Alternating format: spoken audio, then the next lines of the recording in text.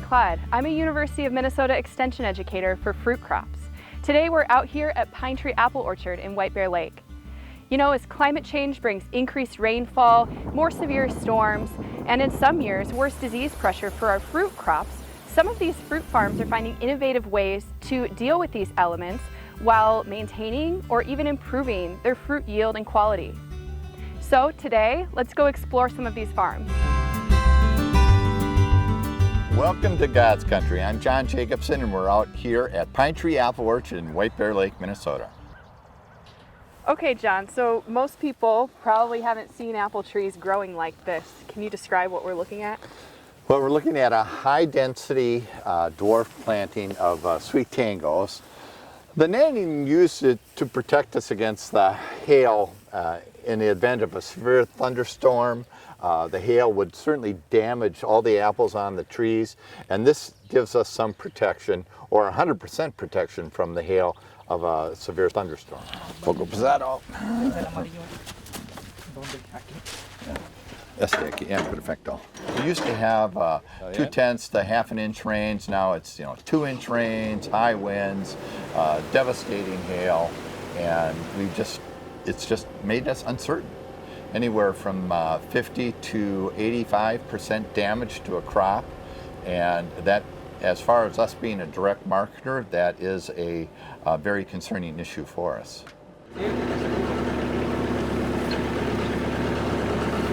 With the advent of a lot of high-value apples for the direct market, Honeycrisp, Sweet Tango, Zestar, it was appropriate for us to net that high value because there's just not enough out there to repurchase. The amount of benefit that we derive from the netting, where if you have a hail event, it will pay for itself on one event. Down at our farm in southern Minnesota 2 years ago, we put the netting up early June. Late June, we had a hailstorm. Everything that was under the netting was 100% fine. Anything that was not netted was 85% loss. It will last approximately 10 to 15 years. I would say to someone that if you're getting hail within 30% of the time, or 3 times out of 10 years, very, very beneficial for you to have this.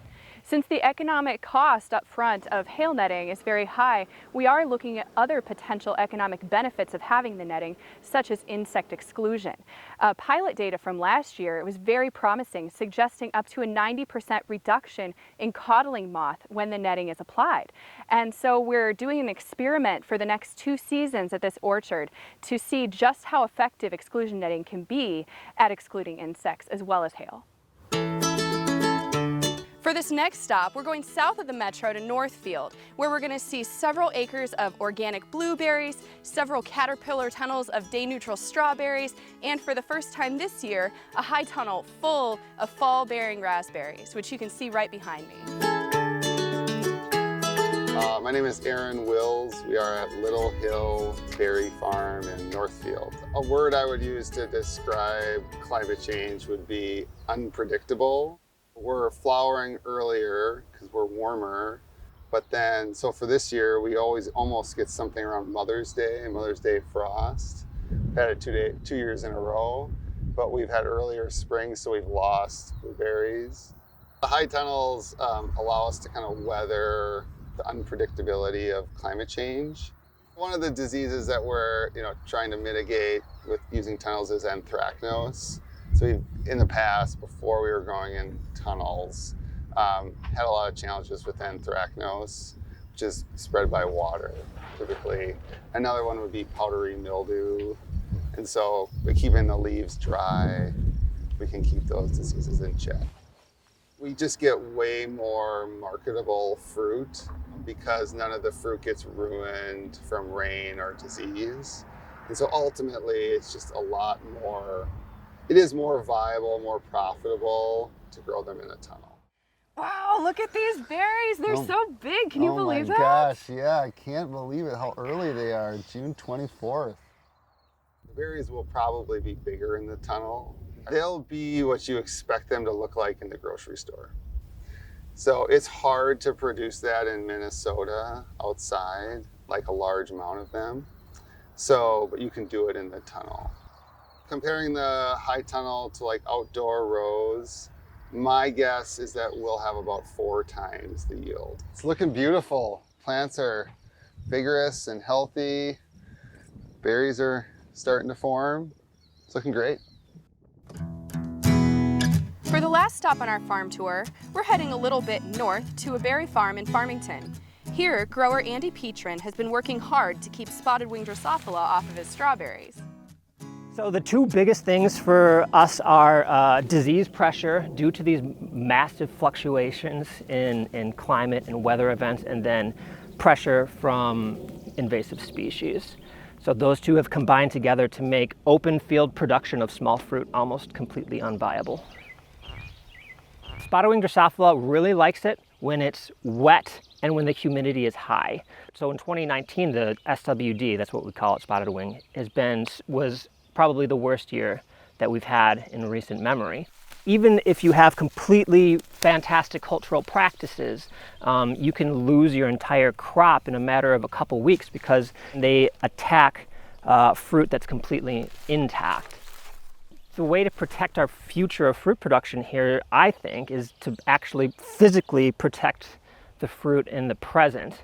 Because if you create exclusion environments like this, you can bring the good guys in, so you can bring pollinators in, and you can keep the bad guys from coming in from the outside.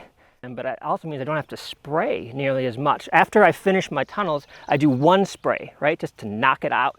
And then if the exclusion environment stays intact, I never have to spray again for the entire year.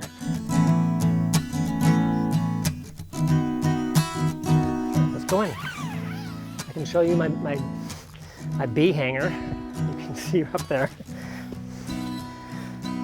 So for every single tunnel, I have 1 little block of leaf cutter bees, and I have them hanging from the trusses, so you got to use that infrastructure. But there's definitely enough leaf tissue and goodies and flowers in here to keep the bees happy. I'd say that's the most common question that I get from growers when I'm talking about this is, well, what about the pollinators? Yep. So.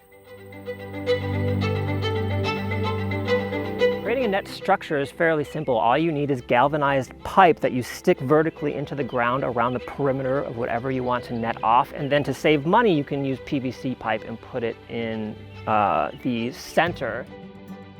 I strung almost a grid system together, connecting all of those pipes. And then after that, you just throw the net over it. It's called 80-gram mesh netting. The mesh is just so tightly woven that even really small bugs like spotted-winged Drosophila can't come in. And it even keeps a little bit of the water off as well, so there's slightly less disease pressure on the plants in these really wet years.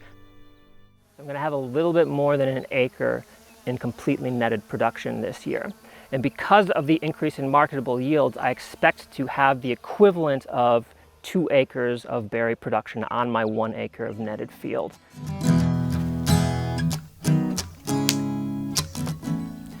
Thank you for joining our virtual farm tour to see how Minnesota's farmers are being innovative in order to remain resilient against climate change. In the next video, we're going to be meeting up with some University of Minnesota plant breeders to talk about how variety selection and crop selection can help farmers remain resilient against things like erratic weather and plant diseases.